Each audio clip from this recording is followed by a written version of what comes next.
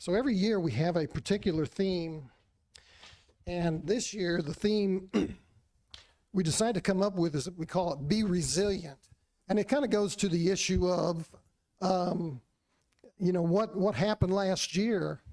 A lot of businesses, as you know, didn't make it through last year. A lot of other businesses scaled back, but there were also businesses that really thrived during that time. And so the question is, what makes a business more resilient? And activate that, yeah, there we go. So just a little definition, you probably can't see this in the back.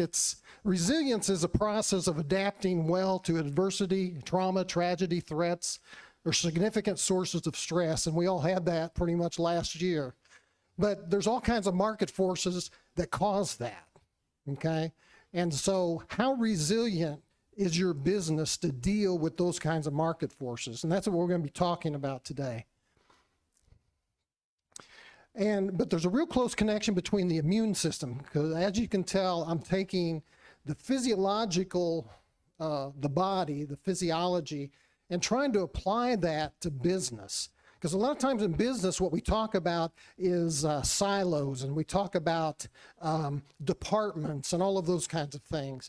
And as I said in the earlier video, all of these systems in a business are interconnected, and they make impact on each other. So when we're talking about immunity, it's comprised of, it's a network of organs, cells, chemicals that defend the body against infection. So what can we do about our businesses, whether for-profit or non-profit business?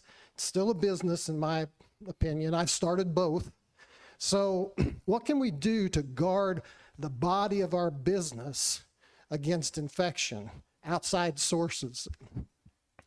This really pretty picture up here, that's a picture of a white blood cell absorbing anthrax. Okay? So white blood cells are an important part of that immune system I'm talking about, and they're key to fighting infections. But the point I'm going to make on this short presentation is that these white blood cells, they flow through what we call three brains. Has anybody ever heard the concept about three brains? Okay. A lot of times when we talk about brain, we're just thinking about what's housed in the cabeza, right? But really, there's three brains. One is in the gut, or the intestine and stomach.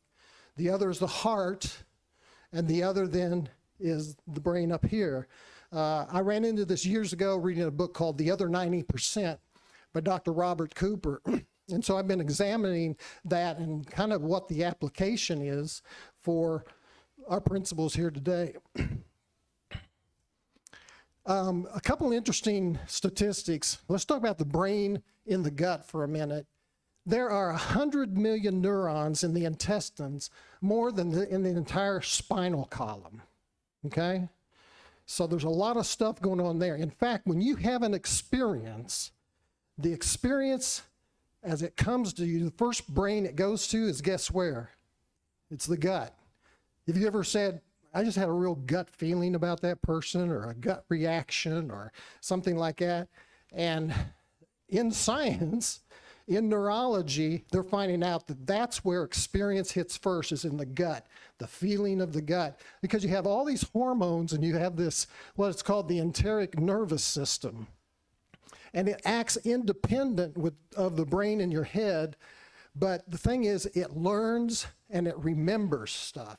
So as I go through this, I'm talking about the physiological body. What I hope you can kind of do as this is to think, how do some of these principles, these things, can they be a metaphor for what's going on in my business?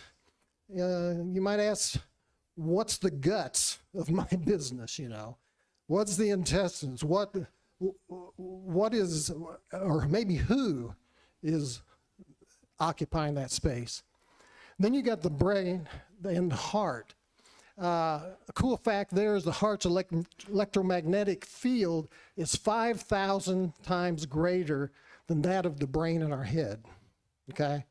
So once an experience hits you in the gut, it doesn't go up here yet, it goes here to the heart, physiologically, okay? and you've got all these hormones and all this stuff that's resident here in the heart. And a key one is called atrial peptide, and it's a driver, a primary driver of motivated behavior. Have you ever had an employee you wondered why on the earth they're doing what they're doing? You know, that happens on occasion. Sometimes I ask myself why on earth I'm doing what I'm doing, right? Well, atrial peptide is involved in that. And kind of the concept there is if we don't feel our values, we can't live them. This made me think a lot of times with companies will have mission statements, okay? And they become a nice plaque on the wall. But when you take a deep look into what's going on, the question is, are they really living that mission statement? Well, the fact is, if they don't feel it, they don't live it. Okay? No matter what those words say up on the wall, and they may be able to repeat it, okay? But they got to feel it, and that comes from here, the compassion, the passion of your heart, the commitment of your heart, and so forth to your purpose, okay? And the last one, we're going to talk about the cerebral cortex. That's the thinking area of your brain, and it receives all this neural communication with each experience, you know. And the point there is that it's really the last brain where you process the experience. In other words, we think last, not first and foremost. Anybody been guilty of that? You think before you think after you speak? Okay. All right. That happens to me, I know.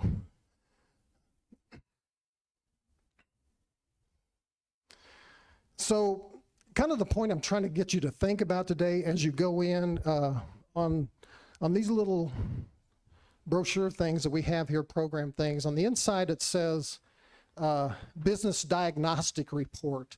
And what the idea there is for you to take some notes on what the panel is getting ready to come up and they're going to talk about, or anything that you hear today, because you may hear something you need to take back to your business or take back to your organization or enterprise.